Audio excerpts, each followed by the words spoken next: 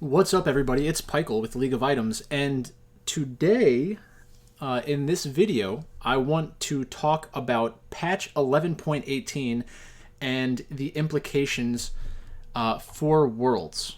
So this is going to be the Worlds patch. First of two Worlds-focused patches. So it's going to be important to understand what's going on here because it's going to take the meta that we've had previously on 11.17 and adjust it a little bit moving forward. So my read on the current state of the game is that there are a lot of late game carry champions that have snuck back into the meta.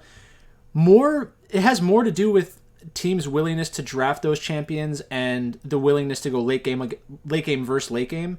I don't think that a lot of these nerfs are really necessary. I think that Riot's trying to anticipate how teams kind of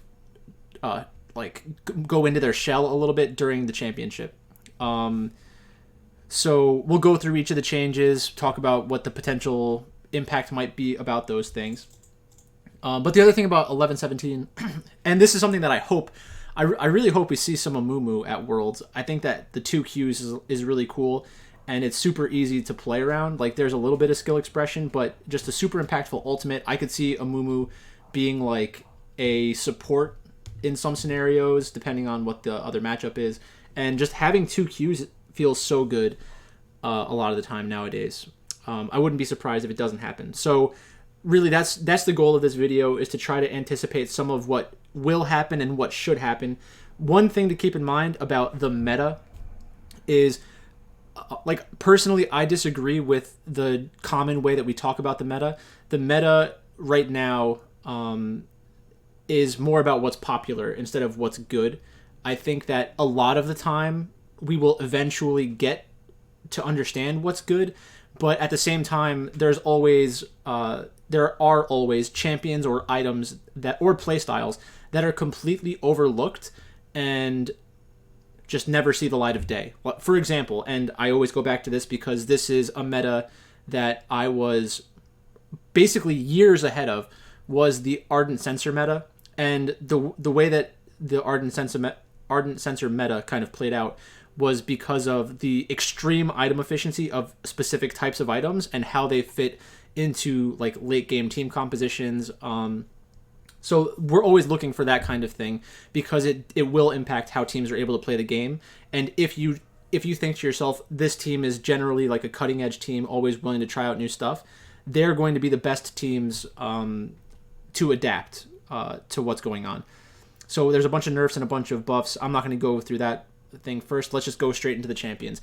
So Aphelios received a nerf 2 attack damage off of his base, 2 off of his base attack damage. This is not that important. I know that there will be people who want to make this a big deal, but 2 attack damage is pretty negligible because of the playstyle that Aphelios wants to have in the early laning phase. I don't think that missing out, even if you're missing out on a couple of CS per game, yes, it will slightly delay item break points, but we're talking about like less than a minute. And yes, that could be impactful, and maybe we do see that at some points, but it's more likely that we see Aphelios in late game versus late game matchups where you don't expect to have big problems in the early game because of the matchup that you're up against.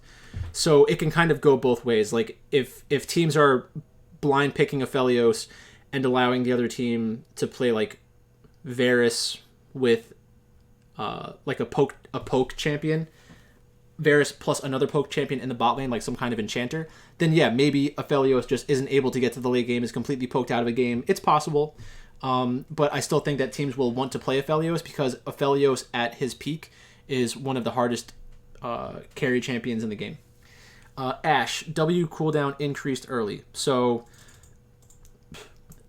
we're going to see Ashe if the game turns into like a bunch of utility AD carries. So if Varus, Jhin, and Ashe are all played a lot, I can get why it would happen. If teams want to play around the early game, play around the laning phase, play around mid game, then you want AD carries that are able to help enable their teammates, especially for teams that are focused on topside drafts, playing around their top laner, jungler, and mid laner.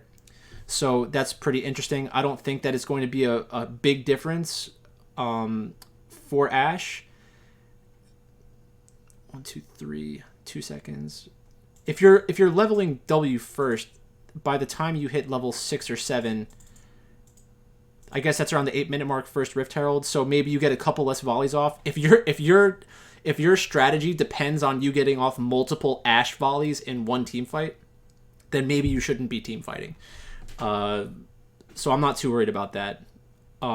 Ashe needs to be a part of a team that wants to go in and wants to be able to utilize her slows and her stun.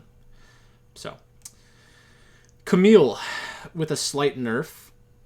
4 seconds for the first level of the passive, 2 seconds for the second level of the passive. So again, this isn't going to stop people from playing Camille. Camille's a great champion in specific matchups, and this isn't going to turn those good matchups into bad matchups. So Camille's always going to be that late game carry threat. Around the 8-minute mark, she should be level 6 or 7, so maybe there will be some scenarios where that 2 second, the lack of a passive results in a Camille death more often. But it's not going to stop teams from playing her, and it shouldn't stop teams from playing her. Draven receives a buff, which is very cool because Draven's in a very good spot in League of Legends because he's always a champion that's strong against late game champions. He's relatively strong against a lot of the utility AD carries, and he's good against champions like Ezreal. So there are some very good Draven players at Worlds, and if this buff does what they intend for it to do, it's going to enable some of the very aggressive playmaking AD carries. I know that Hansama plays a lot of Draven, for example, so this would be a very good buff for Rogue. Let's read it. League of Draven. Draven's adoration stack count updates will now be displayed in all chat, not just team chat. So that's interesting. It's kind of just a warning, like, Draven's going to be gigantic if we let him get a kill. I guess it is. It makes it easier for the opponent to play around it, which is fine. If Whirling Death drops an enemy's health 2 or below Draven's current adoration stacks, it executes them. That seems like a very small... That seems like it's a low number. I don't know what Draven's adoration stacks are generally when he's running around in the game. That would be a good thing to look. I bet Freak's Breakdown has this number. I don't know how relevant it is, but if it is relevant and Freak says that it's relevant, then this is a good buff. I still think we'll see Draven either way because of his place in specific matchups. I think Draven is a good champion. Dr. Mundo. So this is something that I personally hate seeing. So Dr. Mundo's ultimate grants bonus HP on cast instead of healing for missing health. Healing over time decreased late. On cast, immediately grants 15, 20 to 25% of missing health as bonus HP for 10 seconds. Heals for another 20, 40, 60% of max HP over 10 seconds. I'm guessing they're just calling this a change. This isn't a buff. It's a buff. So... Okay, because they're getting 5% additional at some point. Heals 20% of missing HP. I don't know if that's necessarily better or worse. It's a little worse early game, but it's a little better late game. And then the heal portion is a little bit weaker. Q damage to monsters. Oh my god, they're gonna make Mundo Jungle a thing, which I enjoy playing that. Like it's kind of fun because you potentially hit the point where you're just overwhelming and can't be killed. But if we see Mundo in the jungle a lot, it's gonna be pretty some of the games are gonna be pretty boring. Like I could see Bwipo doing something like that. I could see him doing that. Passive damage reduction increased against basic attacks. W base damage increased, R damage reduced. So they're making Fizz better by buffing W and taking a little bit of damage away from his ultimate. That's interesting. Probably not relevant for pro play. This doesn't seem like enough to make Fizz relevant. I'm sure that there are matchups where Fizz is probably a good counter. But I don't think this is going to turn him into a champion we see at Worlds. Gangplank, base health and health growth increased. So we're getting a Gangplank buff? I mean, this is the beauty of how inconsistent Riot is. They're trying to get ready for Worlds and they're buffing Gangplank, who's already seeing a lot of play because of the matchups that he's strong in.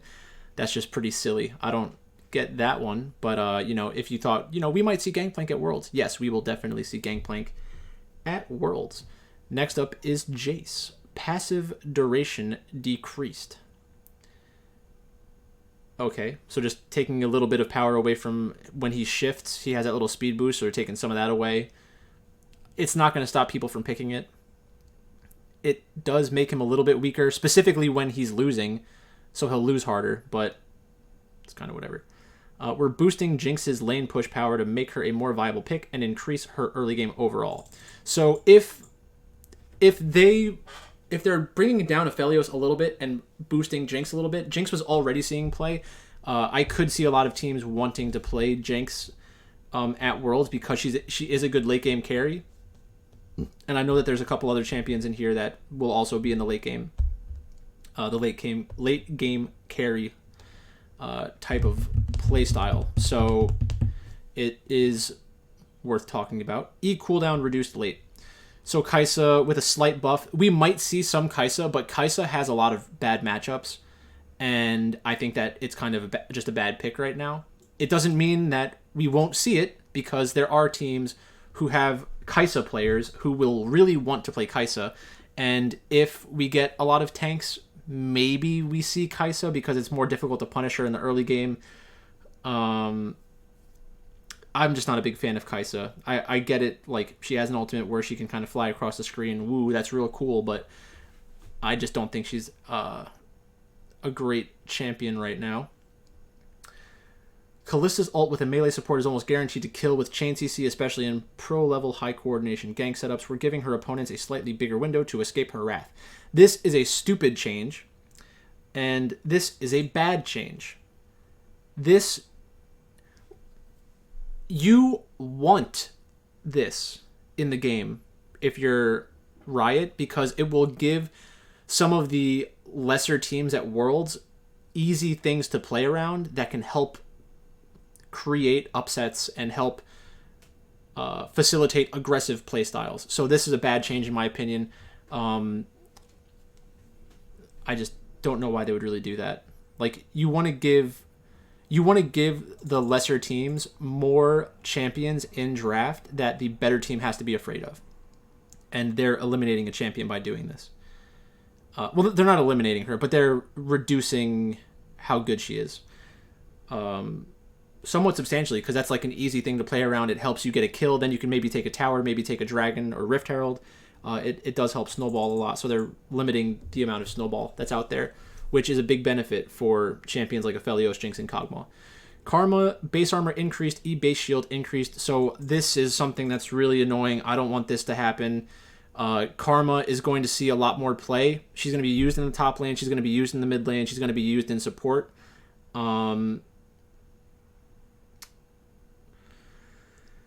If this buff is enough, then she's going to see play top, mid, and support. I'm sure teams are testing it right now to see how good it is, because the itemization is really strong. If we get into a meta where late game AD carries are very important, then it's going to not force teams to play Karma, but it's going to give a lot more strength to that kind of team composition, because her early game power, her early game item spikes are going to help accelerate the clock for champions like Aphelios, Jinx, and Kog'Maw. So this is something you have to be very careful with if you're Riot, because you'll just potentially turn Karma into one of the most common champions again. And like, I guess it's an interesting draft wrinkle, but it also reduces a lot of the volatility in the early game, where, you know, if you have a player like Doinby who could be playing Kled, and it's like, oh, well, maybe I'll just play Karma instead. Like, Doinby plays a lot of Karma, Faker plays a lot of Karma when it's popular and when the teams need them to do it. So that's what I'm a little concerned with. I don't want that to be the case. I want them to be on playmaking champions, not supportive champions. And Karma will be a huge bait to the lesser teams that want to try to outscale good teams. They're just going to get slapped in the face, and that'll be fun to watch. AD Cog is in a healthy spot, but AP Cog has all but shriveled up. So this change, plus something like a buff to an enchanter, is going to help Kog'Maw, because not only is Kog'Maw going to have a little bit better of an AP ratio on his E, he's also going to be more likely to have champions on his team that will give him AP buffs and on-hit buffs. So that's good for Kog'Maw. The thing is, they want, when somebody like Aphelios or Jinx or Kog'Maw is in the game, like is a popular pick, Riot wants to make sure that there are other popular picks that teams are willing to play against the other champions in that kind of archetype. So some games you'll get Aphelios against Jinx, Aphelios against Kog'Maw, Kog'Maw against Jinx. Other games you'll get a team play for like an early laning champion like Kalista or Varus, and then they'll go up against a late game champion, and you'll have a clash of styles, which does lead to some interesting gameplay. But more likely teams will just match each other if they think that the skill levels between the teams are close, because they don't want to give the other team some kind of gigantic draft advantage. Lee Sin with a 2 attack damage nerf. Yeah, good job, Riot. You killed Lee Sin. Just kidding. This doesn't really matter. I'd be interested to see what Freak has to say about this one, because maybe there's some kind of like argument that within like a full rotation of damage abilities, it actually reduces Lee Sin's damage by like 8%. Like, if it's something crazy like that, then sure, but I don't see this being a big deal. And the other thing is that even if Lee Sin gets hurt to that level, then you can just play him as tank Lee Sin, so you would still have the playmaking ability that a lot of these junglers love without as much damage, but that's fine. You just get more damage from somebody else in your team composition. And Lee Sin's always a viable champion in those late game situations, because if your team has a late game carry, Lee Sin helps bridge the gap in the early to mid game, and also has disengage ability, has the additional shielding. Is just a good versatile champion. Lilia, health regen increased, passive healing on large monsters increased, Q stack duration increased, E cooldown decreased. Okay, so that's a lot of buffs. I do think that we will see Lilia. Lilia is a very volatile champion in the jungle and can lose pretty hard. It'll be interesting to see how she interacts with a lot of the popular champions, because when the last time that we saw her, it was like a lot of hyper farming champions that couldn't really punish her as much because it was kind of difficult to get onto her. And then we went into the chem tank meta where people could just get onto her and kind of steamroll her. So it'll be interesting how she does against champions like Xin Zhao, Olaf, because those are probably going to be important matchups. Interesting. Number of R waves increased. So Misfortune, we have a utility AD carry. I mean, good, I guess. It's not the most exciting gameplay, but it's pretty predictable, and it helps with wave clear. Like, if you want to leave your AD carry on the bot side of the map and just like fight a 4-on-4 around Rift Herald, and then try to hold bot lane 1-on-2, or a 4-on-3 at Rift Herald, and have like a 1-on-2 in the bot lane, just try to kill off a wave and save some time. I don't know if we'll see Misfortune. I understand why we would see Misfortune. Like, if you have If you have champions like Kog'Maw, Jinx, and Aphelios, maybe you can exploit that a little bit with somebody like Misfortune. If we get Amumu and Misfortune, that would be cool. Curse of the Sad Bullet Time. I'm into that. That's always fun to watch. Teams pull off those stupid wombo combos. Morgana, E cooldown decreased. So again, this is another buff to late game AD carries. Kiana, base attack speed increased. Health regen decreased. Q damage against monsters increased. E and Q combo targeting changed. E base damage decreased. So she might be a jungler again, which would be pretty interesting. I don't know who the good jungle Kiana players are. That was like 2 years ago, I guess. Right before COVID, in like the preseason patch when she was really strong. But I'm sure that there are like interesting matchups where Kiana would be good in the mid lane, and also if she's just like generally strong in the jungle, then we will see her a decent amount. A lot of playmaking ability, so it'd be nice if that does end up working out. Stun duration decreased. Empowered W lockout now matches normal W behavior. So still Renekton. We're not gonna get rid of Renekton with that. Rumble passive bonus attack speed decreased early, now scales with level. W cooldown decreased and no longer scales. Wow, that's a pretty good buff. So we might see Rumble in the jungle, we might see Rumble top lane or mid lane, and maybe even support. I know that there are some players who play Rumble support because he has like a really good ultimate. And this will help. This will hurt in the early game and then help during the mid game and late game. So it like Rumble's jungle clear speed will scale well. Like it'll be a little bit of a pain early on, but then he'll just get very, very strong as the game goes on. Like almost instantly clear. Well, not instantly clear camps, but will clear camps fast as time goes on, which is probably what they intend. Damage dealt during ultimate now applies grievous wounds. That is a cool buff. Getting a free grievous wounds could be very impactful during worlds. That's cool. I mean, I would probably just play Singed because of that. It's a fun addition to Singed kit. Soraka R now clears grievous wounds before healing. I think that is what it used to be like, right?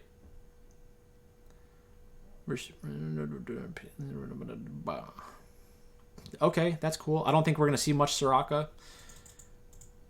It'd be cool, but I just don't think we're going to see it.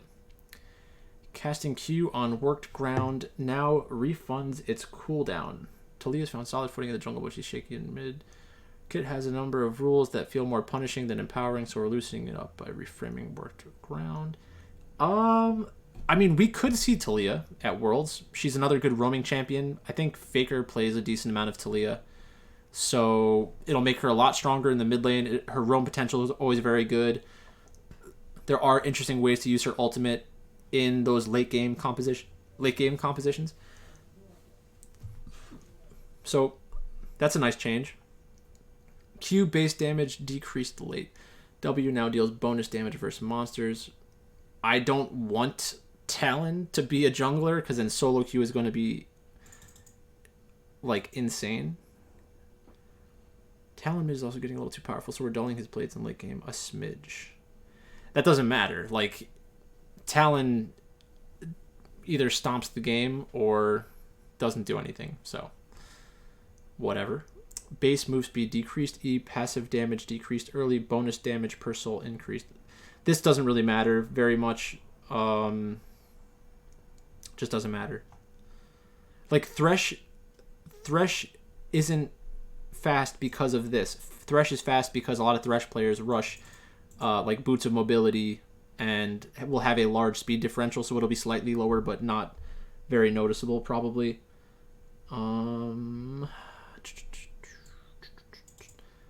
This doesn't really matter as much. As long as there are late game AD carries, there will always be room for Thresh. E, slow, decreased. So that's annoying. I mean, I don't think Trundle has been played enough to justify this kind of nerf. It's funny how they like take power away from and give power back to him.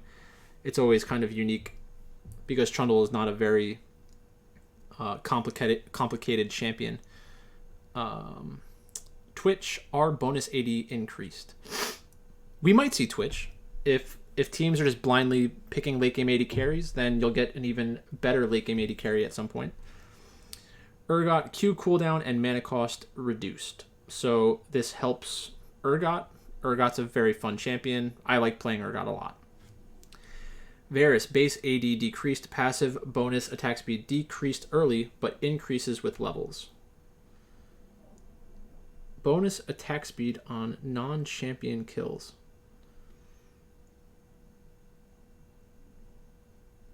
It doesn't increase. It increases with levels, but it's just a nerf. Okay, so they know that Varus is going to be extremely popular at Worlds if they don't do anything to him. So this will give pro teams some time to test out Varus into some of the late game matchups and see if they can build big enough leads. This might scare teams off.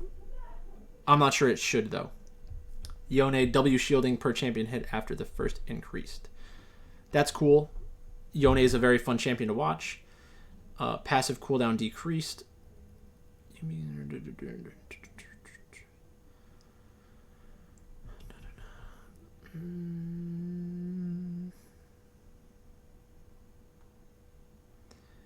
Yumi's not a fun champion in pro play. I don't think this does much to push her over the edge, but if it attracts players to try her again, maybe she does fit into the meta. There are some champions that I could imagine Yumi being very strong on, like Xin Zhao, or Urgot, but I'm not super afraid of that. Zed, passive deals bonus damage against monsters. I really hope Zed jungle doesn't become a thing. That's going to be very annoying. E cooldown decreased. So that's good. Zoe's always a very fun champion to watch at Worlds. There are a lot of good Zoe players at Worlds, as per usual.